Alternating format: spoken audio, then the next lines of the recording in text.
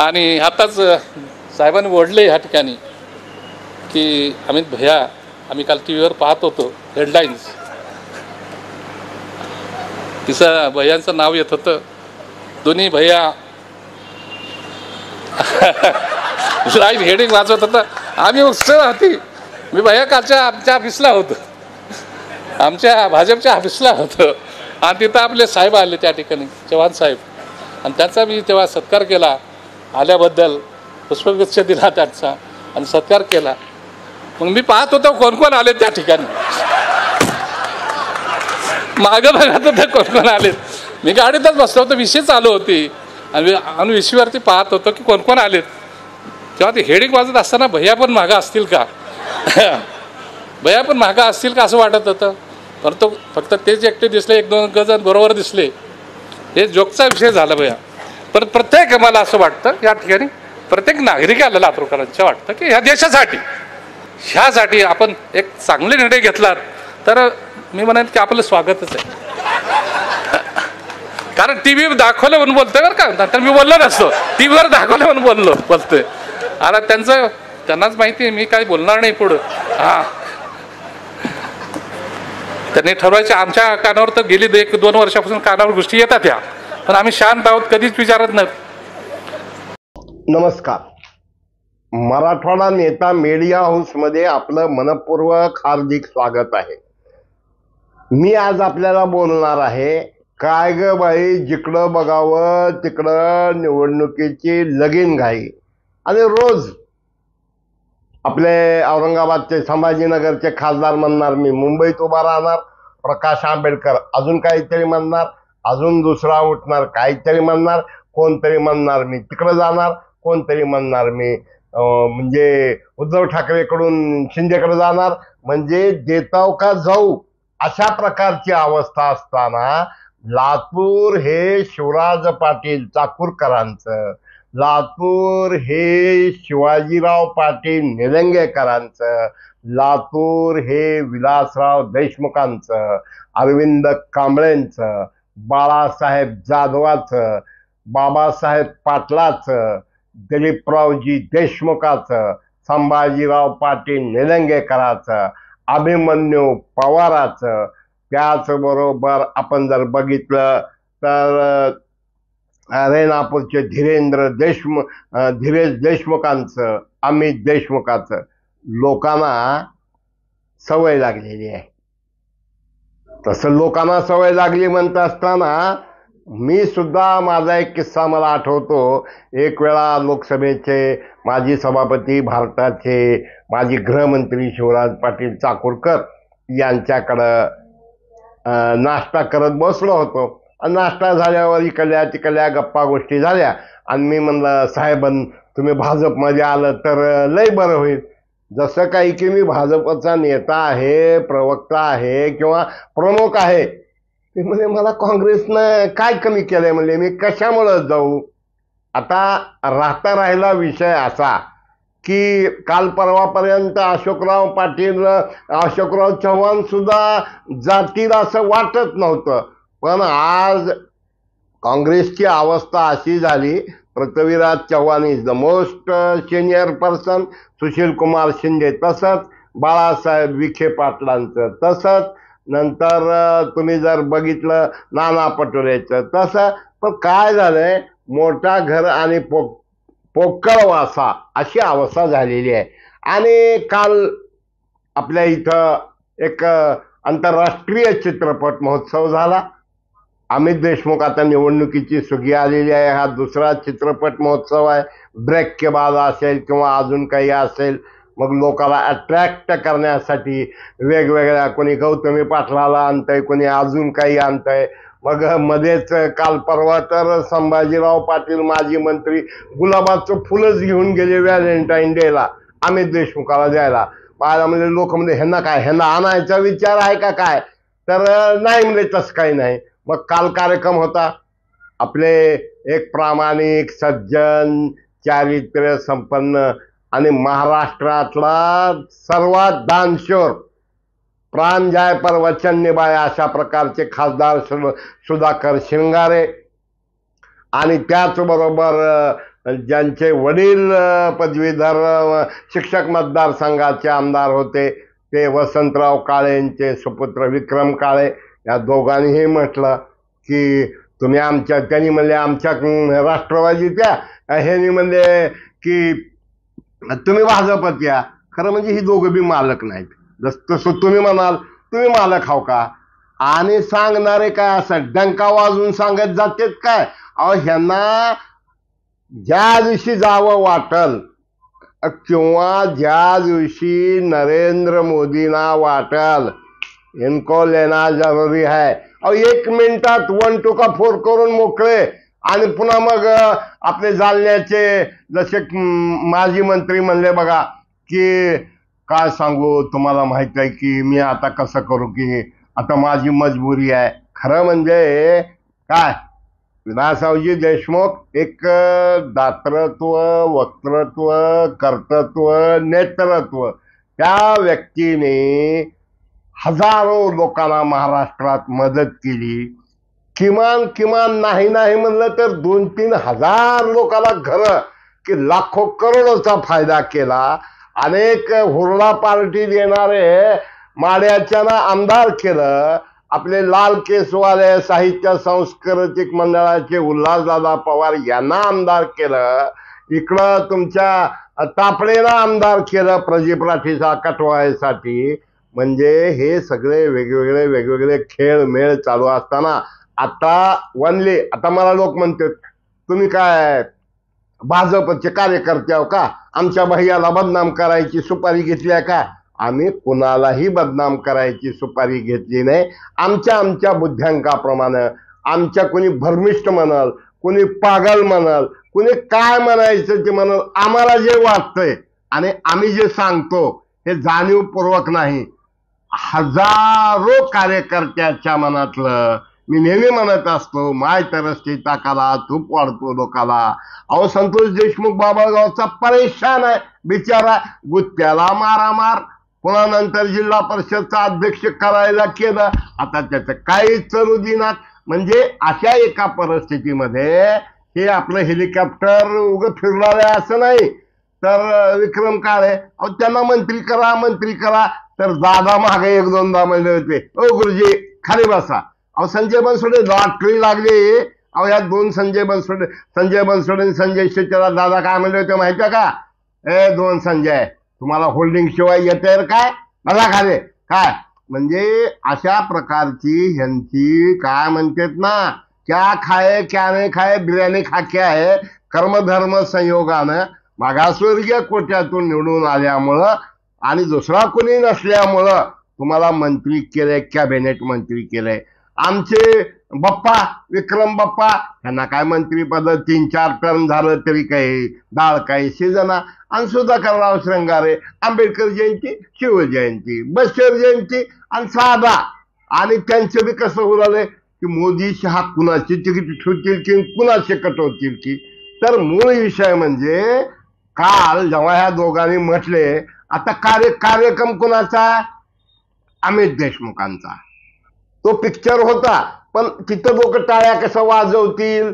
अहो ते म्हणले, ह्यांनी बोलले की मी आहे तिथं समाधानी आहे, माझं कुणीही सिंहासन, योगायोगानं आपले सिंहासनचे जब्बार पटेल होते, म्हणजे सिंहासन माझं करायचा कोणी प्रयत्न करू नका.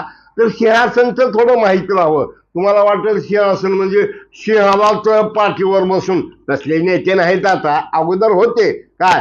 तर सिंहासन करायचा कोणी प्रयत्न करू नये. अहो काँग्रेसमध्ये काय चालतंय काय नाही. आणि आम्ही म्हणतो दिलीपराव देशमुखांचे प्रयत्न, स्वर्गीय विलासरावजी देशमुख आणि श्रीमती वैशालीताई देशमुख यांचा जनसंपर्क म्हणण्यापेक्षा यांनी केलेले उपकार, याच्यामुळं अनेक जण एक साहेबाचं पोरगा आहे म्हणून सकारात्मक दृष्टिकोनातून बघतात. आणि सिंहासन नाही, ज्या पद्धतीनं लातूर जिल्ह्याच्या राजकारणामध्ये औषामध्ये काय केलं भैया, खरं सांगा तुम्ही. रोकडोबाची शपथ घेऊन शिवराज पाटलाच्या निवडणुकीत काय केलं भैया. अहो हे सगळे बोलायचे विषय नाहीत किंवा आम्ही त्यांची सुपारी घेऊन बोलत नाही किंवा तुमचा आम्हाला विरोध करायचा नाही, पण एकंदरीत त्यांनी म्हणजे की लोकांनी टाळ्या माझ्या ह्याला वाजवल्या म्हणजे त्या लोकांना वाटतंय त्याचे दोन अर्थ निघतात. तुम्ही इथंच बरी आहोत, तिकडे येऊ नका, कारण तुम्ही तिकडे बी आला तर मग काय लोकांचं खरं नाही. सत्ता नसताना तुम्ही मंत्री नसता आणि मंत्री असताना फोन घेत नाहीत, नसताना बी घेत नाहीत. कदाचित त्या उद्देशानं आपण त्या बाजूने विचार करायचा की बाबा तुम्ही बरे आहो, सत्ता डंकेच्या चट ह्यांची येणार नाही, देशात मोदी येणार म्हणजे येणार. तुम्ही म्हणताल तुम्हाला काय पिसाळलेलं कुत्रं चावलंय का? अहो एकात एक नाही, हे सगळं इंडियाचं चाललंय. ते काय बोलालेत की काय नाही की कुणाचा कुणाला पत्ता नाही. आणि अशा एका परिस्थितीमध्ये कालचं जे झालं, अमित देशमुख आणि आपले सुधाकररावजी श्रंगारे आणि विक्रम बाप्पा काळे की तुम्ही या आणि त्यांना या म्हणल्यावर कोण टाळ्या वाजवणार आहे? कशाला या? अहो तुम्ही इकडंच बरे आहो, तुम्ही भाजपमध्ये आलं तर कसं? आणि तुम्हाला धास्ती आहे ना की ग्रामीणमध्ये आपलं चालू शकतंय पण शहरात आपलं काही चालू शकत नाही.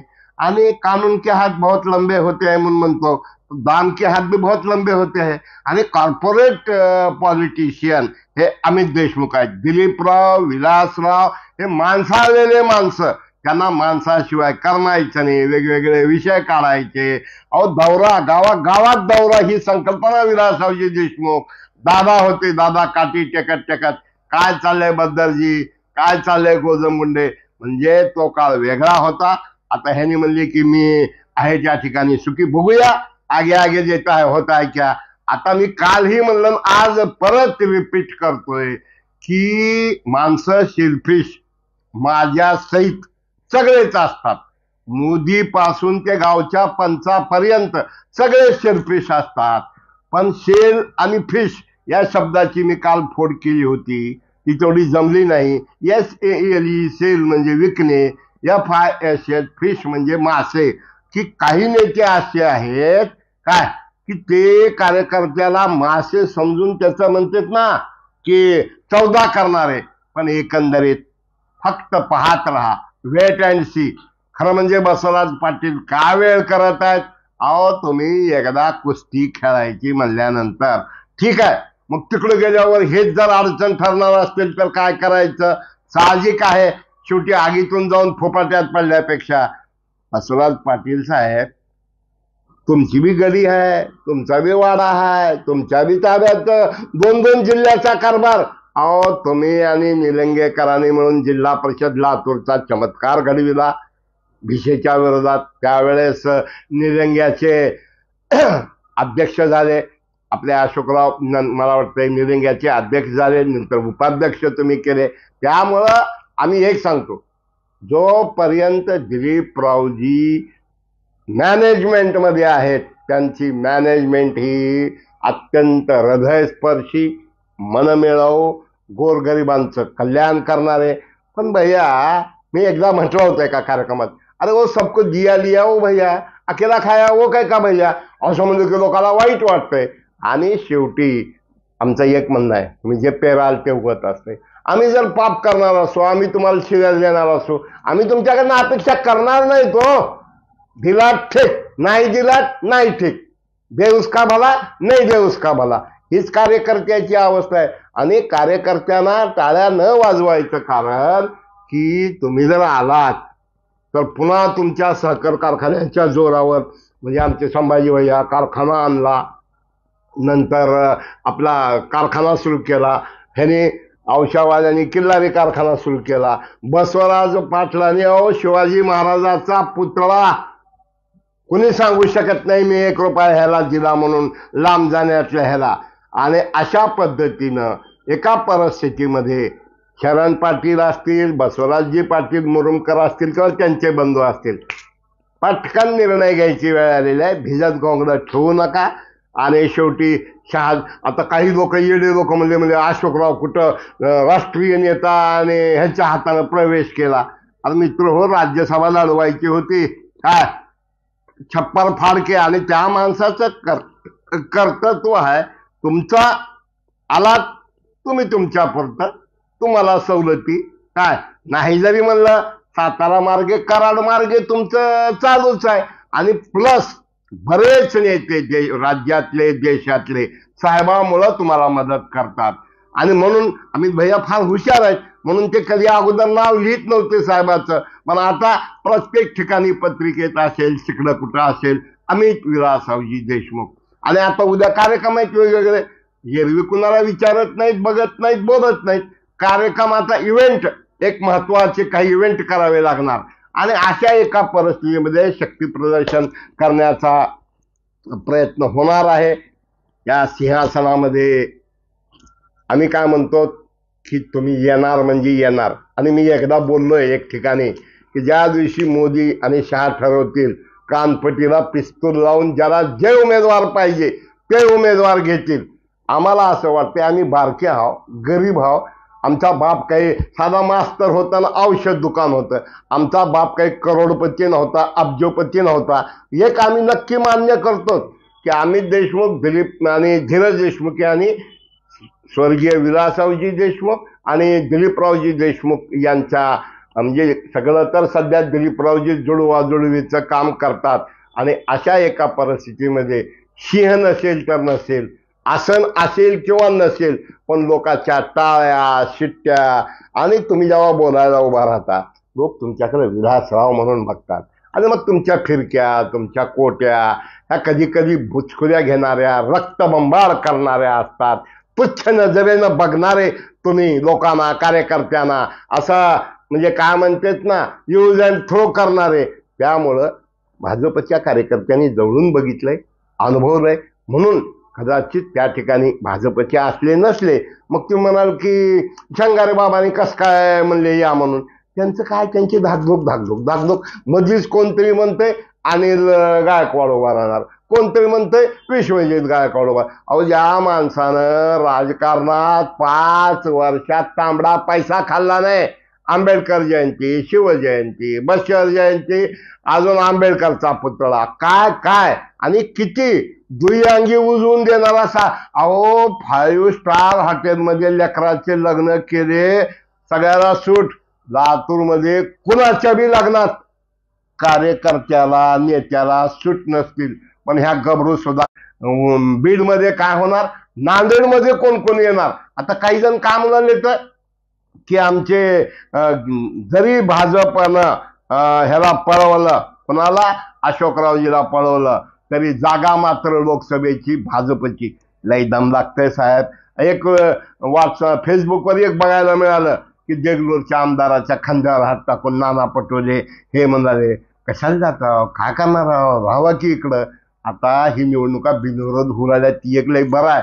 नाश्ता सगळं उघडं पडणार होतं. अहो मला सांगा की हे लोक विधान परिषदेच्या वेळेस गाड्या कशा पोहोचत नाहीत वेळेवर. आणि अशा एका परिस्थितीमध्ये हे सिंह आणि आसन जब्बार पटेल यांचं कुणाला पटेल किंवा न पटेल, पण राजकारण हे कसं असतंय. आता काही जण म्हणतात यार राजकारण सोडून बोला.